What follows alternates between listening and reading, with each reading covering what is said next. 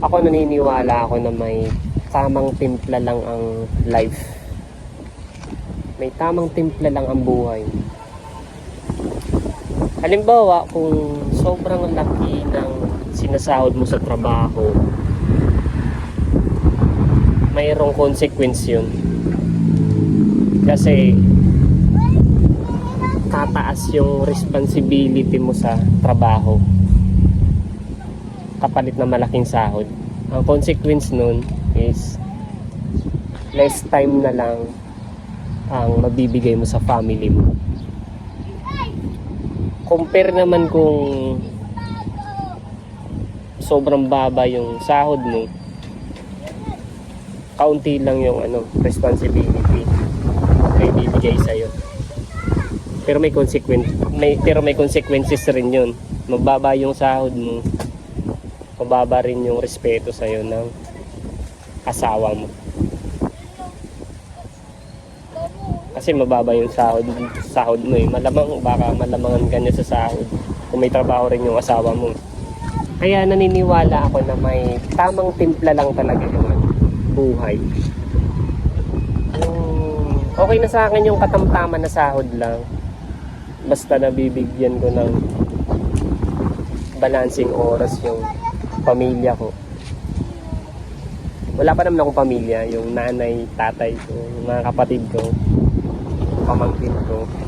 Nabibigyan ko sila ng tamang oras. Okay na sa akin yung sakto lang yung sahod. Okay na sa akin yun. Basta hindi nakakain masyado yung lifetime ko, yung oras ko dito sa sa earth, dito sa mundo. Hindi siya masyadong nakakain.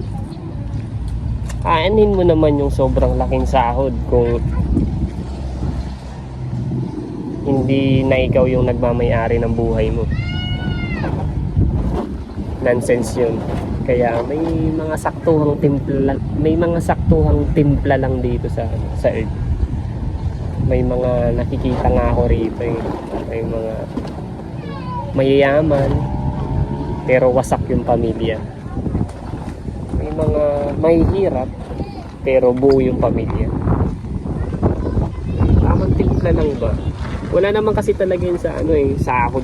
Kung sobrang laki yung sahod mo, saan tayo upo? Nasa timpla talaga siya kung paano mo i-manage yung 24 hours na ibibigay sa'yo ng may kapal. Kung paano mo siya iti-treasure, kung paano mo siya gagamitin. Ititimpla mo lang yung